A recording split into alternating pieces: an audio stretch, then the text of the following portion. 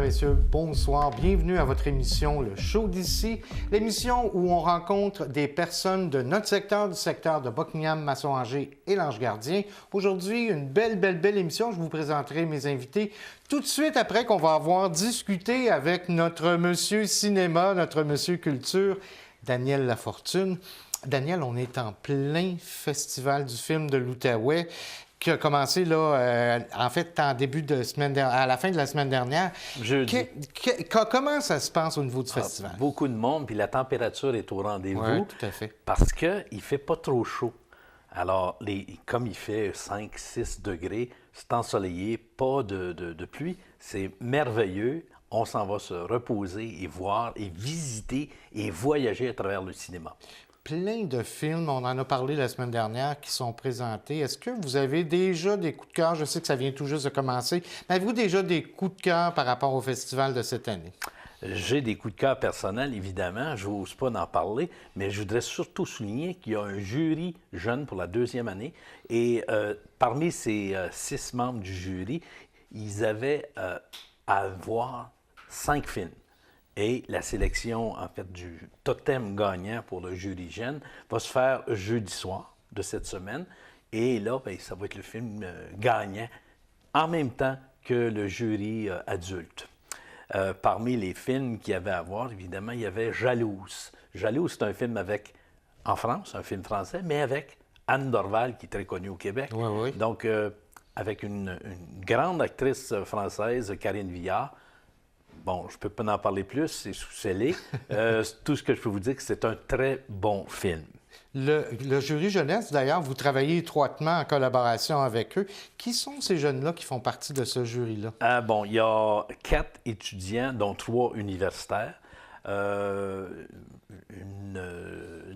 de l'Université d'Ottawa, 1 de l'Université de Montréal et 1 du cégep, il s'appelle le Collège universel, c'est un nouveau cégep cette année, et 2 étudiants qui sont venus de France pour participer dans le cadre du 50e anniversaire de l'Office franco-québécois. Donc, ils sont venus ici, toutes dépenses payées, et 3 de nos membres du jury vont faire la même chose pour se rendre à Angoulême en août prochain. Et vous allez les accompagner, je pense? Malheureusement, ils n'ont pas de budget pour moi. Ce sont des adultes et ils vont être agréablement accueillis là-bas, puisque je suis allé là-bas à 4 reprises. C'est une petite ville de 50 000 habitants, mais on est accueillis un peu comme à Cannes.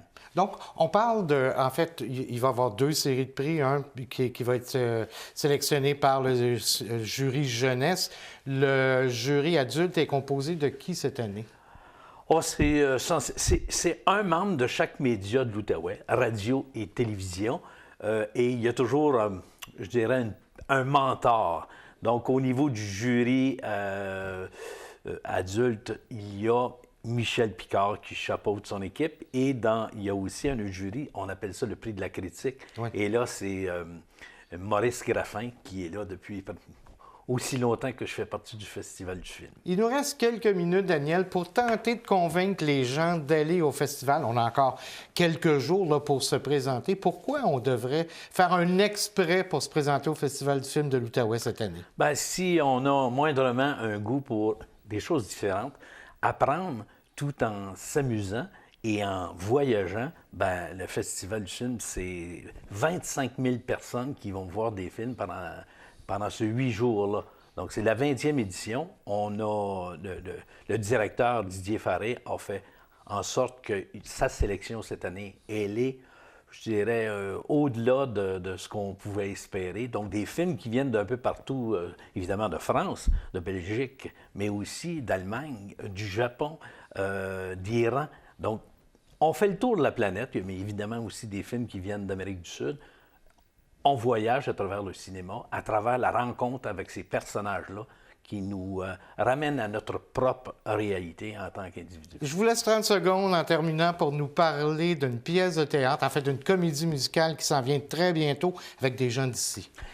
En fait, Hélène Bourgeois-Lecalaire a fait partie de Demain matin, Montréal matin. C'est à l'affiche la semaine prochaine, donc mercredi et jeudi, le 4 et le 5 avril. Il faut courir aller voir cette magnifique pièce qui nous ramène à Montréal en 1970. Puis est-ce que vous avez déjà monté, d'ailleurs, ici dans le secteur Buckingham? Oui. Merci beaucoup, Daniel. Alors, on se retrouve dans quelques minutes avec mes deux invités.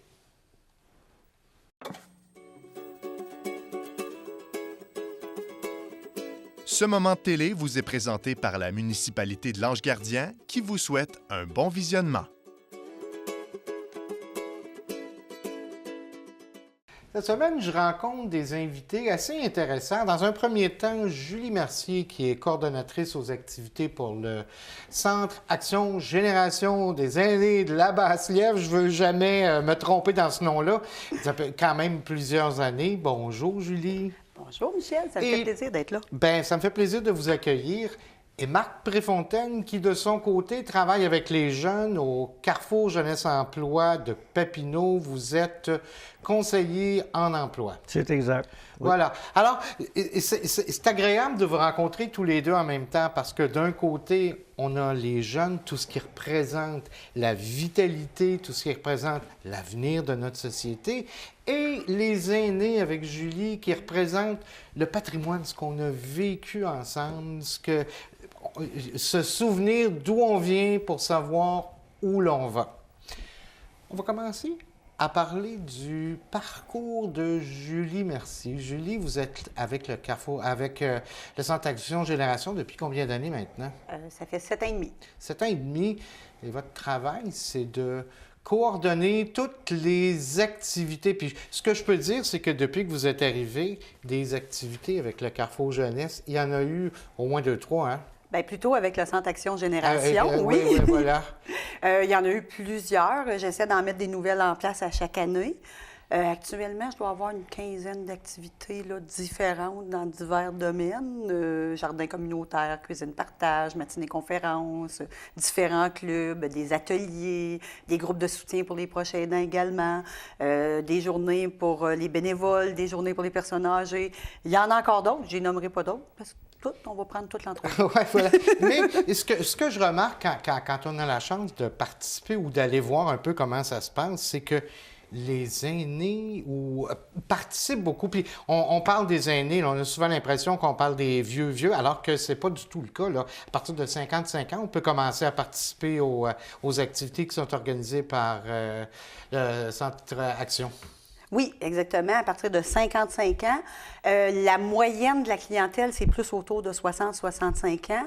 Mais même certaines personnes, dans certains cas, à 50 ans, peuvent participer s'ils ont un profil là, particulier. Ça peut être une exception, mais c'est pour les 55 ans et plus. Et oui, j'ai une belle participation.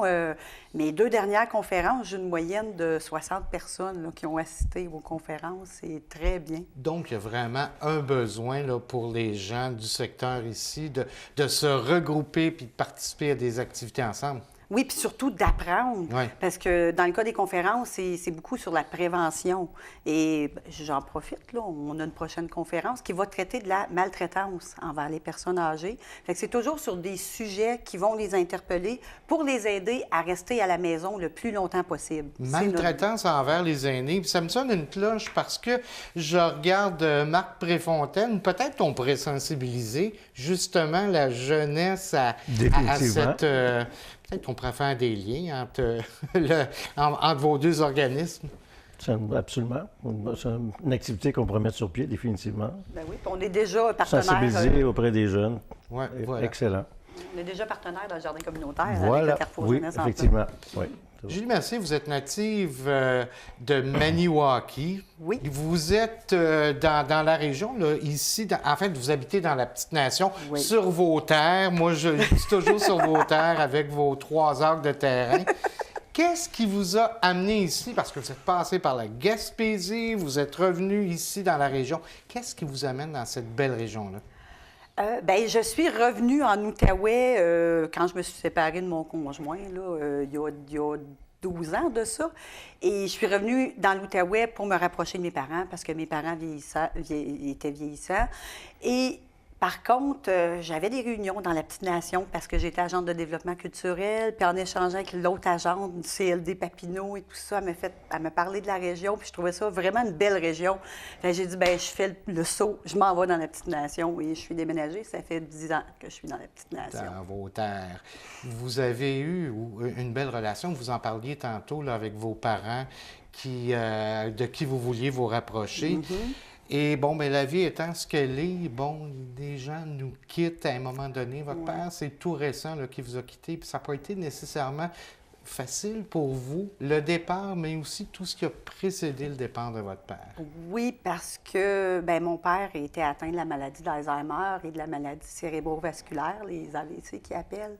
Et il a été en CHSLD pendant 1 année et demie. Fait que c'est beaucoup de proche aidance, du soutien à ma mère aussi. Puis à distance, c'est difficile parce que mes parents habitaient à Déléage. Mon père est décédé au mois de décembre, là, des suites de la maladie, une chute et tout ça. Non, c'est pas facile. Là, j'essaie de soutenir ma mère le mieux possible, mais je suis loin quand même. C'est presque 2h30 de route pour y aller. Mais on se parle beaucoup. Mais non, c'est pas facile. Puis on n'élaborera pas plus parce que je vais encore je pleurer. comprends. Mais il reste que de perdre quelqu'un qu'on aime, c'est pas toujours évident. Et vous avez, j'imagine, là, dans l'exercice de votre travail, vous avez à vivre ça, parce que quand on travaille avec des personnes âgées, bien, il y en a qui nous quittent aussi à l'occasion. Est-ce que c'est une partie avec laquelle vous devez, je veux dire dealer, parce que c'est le seul mot qui me vient, là, mais avec laquelle vous devez fonctionner régulièrement? Oui, et aussi, on a un groupe de soutien mutuel pour le deuil, les anciens proches aidants qui sont maintenant en deuil. Et c'est moi qui l'anime. Je dois vous dire que c'était difficile. Ma collègue a dû me donner un coup de main là, pour les mois qui viennent de passer parce que seule, j'y arrivais pas. C'était trop difficile. Mais ça fait partie d'une réalité. Puis on apprend à vivre avec, je dirais. Mais ça fait toujours mal. Hein? On perd des participants. Pourquoi ils ne sont pas là? On apprend qu'ils sont décédés. C'est jamais facile. Mais c'est la vie. Comme tu as dit, il faut dealer avec. Et je pense que je réussis à bien m'en sortir, mais moi aussi, je consulte pour m'aider. J'aide les autres, mais je me fais aider aussi. Et je pense que les gens oublient souvent qu'on peut aller consulter. Il y a des professionnels qui sont là pour nous aider. Le contact avec la clientèle, avec les gens aînés, qu'est-ce que dans votre vie ça vous a apporté à vous? Parce que vous avez toujours, quand vous étiez en Gaspésie, vous travaillez là, au niveau des arts et tout ça.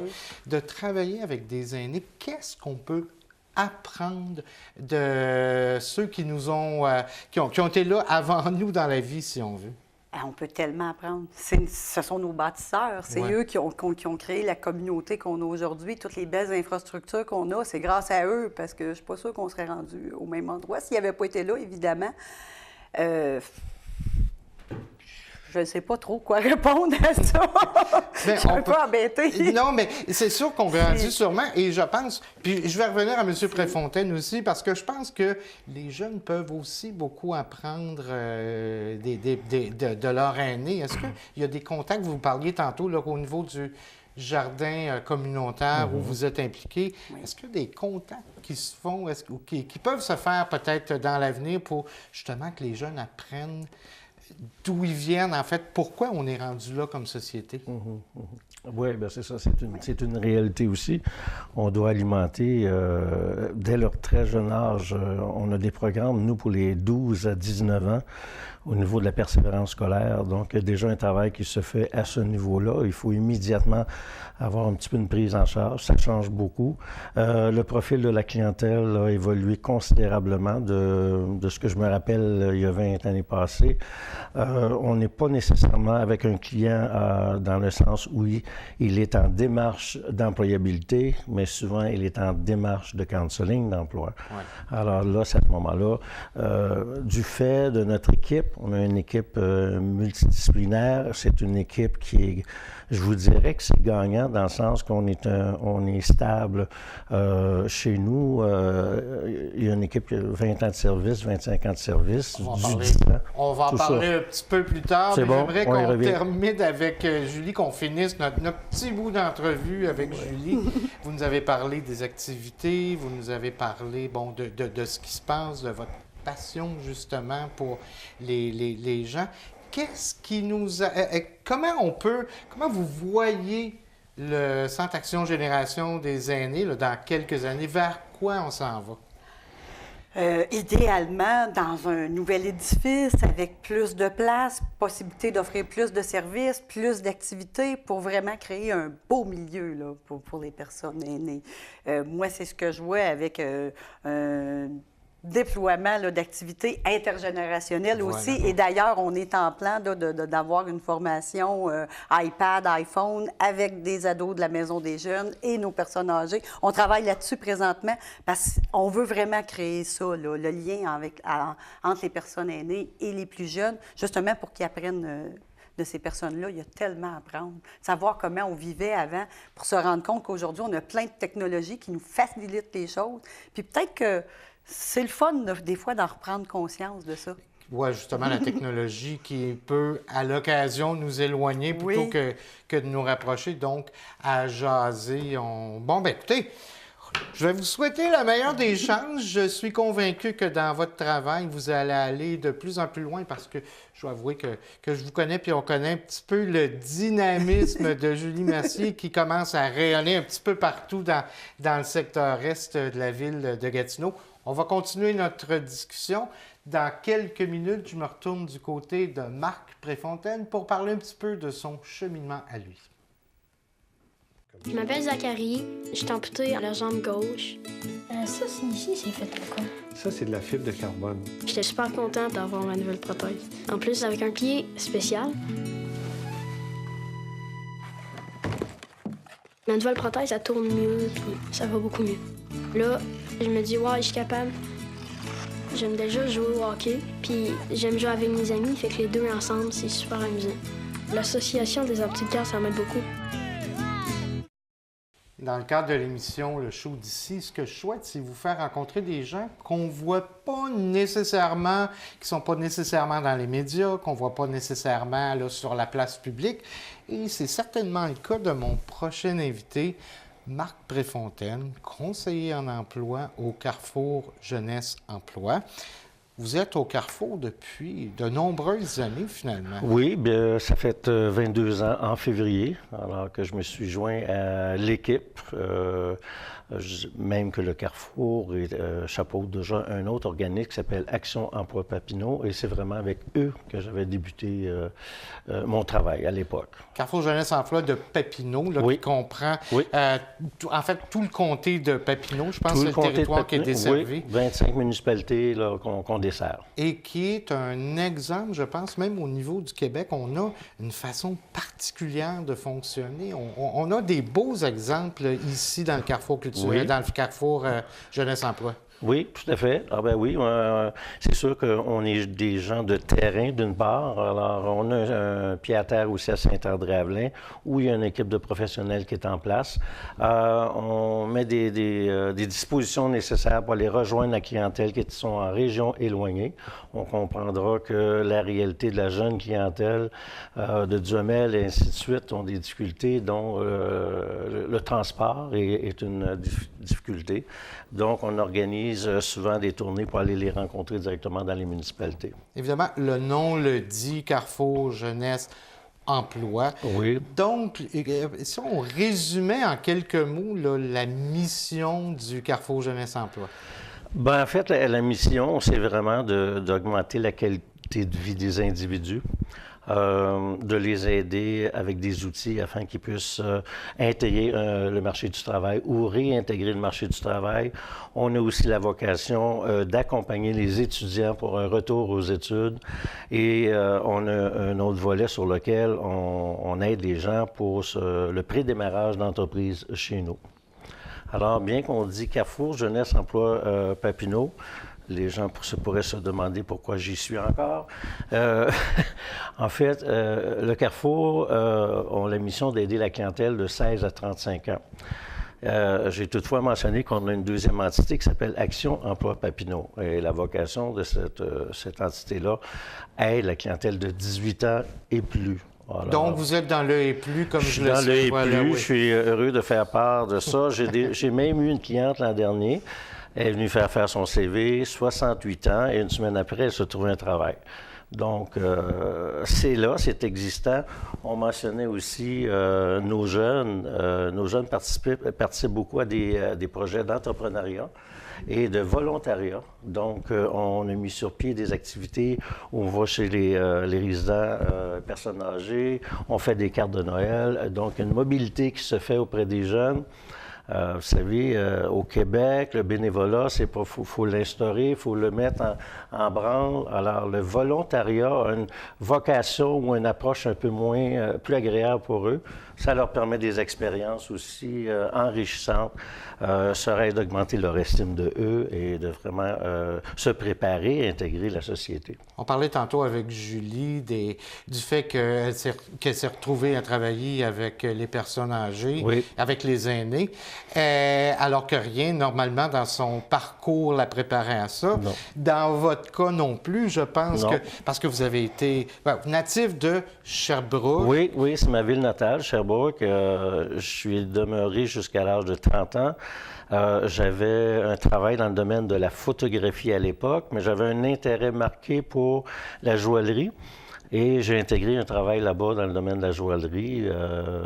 J'ai même suivi des cours au cégep de Drummondville pour un peu me perfectionner dans la connaissance des pierres. Et j'ai donc eu le privilège et l'occasion d'être transféré à Montréal, où j'ai œuvré à Montréal et j'ai devenu directeur district de 5 bijouteries, dont une à Cornwall. Mais vous avez voulu revenir en Outaouais. Est-ce que vous vous sentiez bien dans cette grande ville-là à Montréal? On s'y habitue, c'est clair. C'est très, très différent. Le côté cosmopolite de tout ça, c'est très emballant. La raison, en fait, c'est que à l'époque, alors que j'étais marié avec ma conjointe, toute sa famille était partie de Sherbrooke. Ils étaient tous en région dans l'Outaouais. Alors, c'est ce qui nous a un peu mobilisés. Moi, j'ai fait une demande de transfert dans une bijouterie et c'est comme ça qu'on s'est rendu ici. On s'est déplacé en 1992.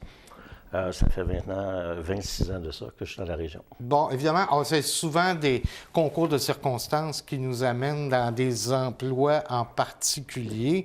Oui. Comment vous avez entendu parler du Carrefour Jeunesse Emploi et vous n'avez pas toujours occupé les fonctions que vous occupez là actuellement? Pas du tout.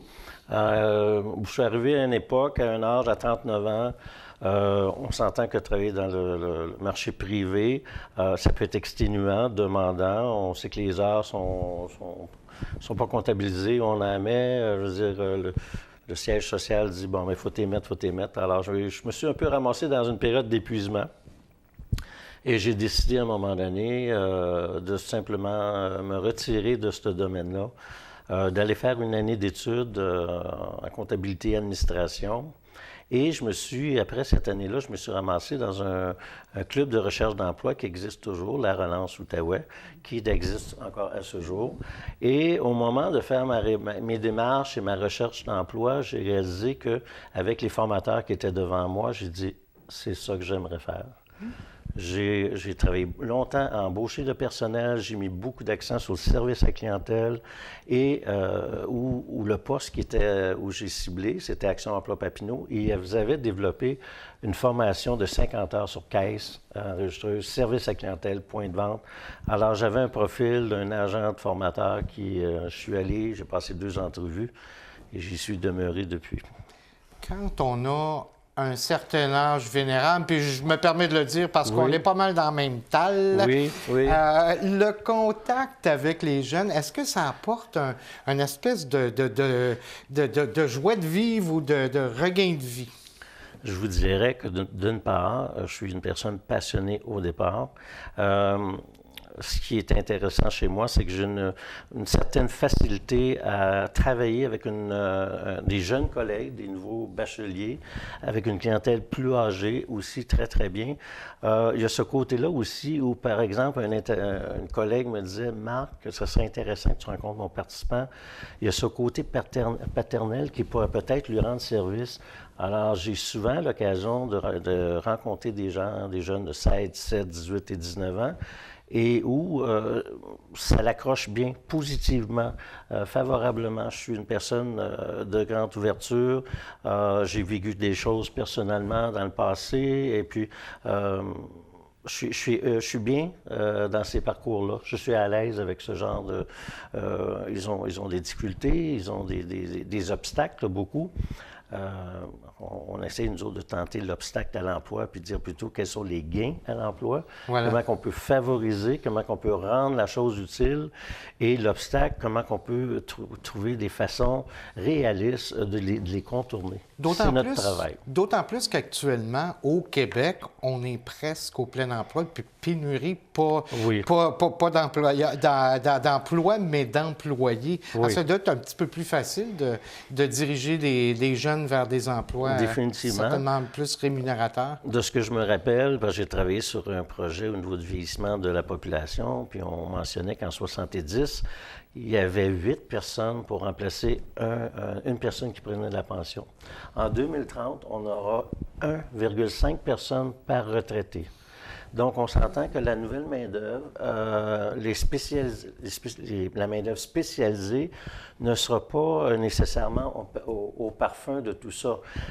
Les industries ont un travail colosse à faire, à vraiment se rendre compte de cette réalité-là. Ils vont devoir les puiser dans d'autres expertises et peut-être ce ne sera pas la population de notre province. On dit souvent que maintenant, c'est l'employé qui a... Puis j'aime ça employer des termes québécois, mais qui a le gros bout du bâton parce qu'on change d'emploi là, beaucoup plus facilement qu'à notre époque, alors qu'on était très fidèles à nos employeurs pendant des 30 ans, pendant des 25 ans. Aujourd'hui, 5 ans, puis on change d'emploi. Oui. Ah ben oui, c'est fini, là, la monte en or, là, après 30 ans de service, 35 ans, le handshake, comme on dit. Là. Voilà. C'est bien. C'est ce qui est très dommage parce que c'est une clientèle, les baby boomers là, qui ont quitté à les 55 ans, je veux dire, ont été laissés pour compte. Ouais. Alors que cette génération-là d'individus aurait pu être très utile. Merci infiniment. Non, mais écoutez, on n'a pas... Mais je trouve ça très agréable de voir qu'on est tous les deux ensemble. J'espère que les deux organismes vont avoir l'occasion de créer de plus en plus de liens. Ce fut, monsieur, madame, très intéressant de vous rencontrer. Et je vous donne rendez-vous la semaine prochaine pour une autre émission du Show d'ici. Mon nom est Michel Pilote. Merci beaucoup d'avoir été des nôtres.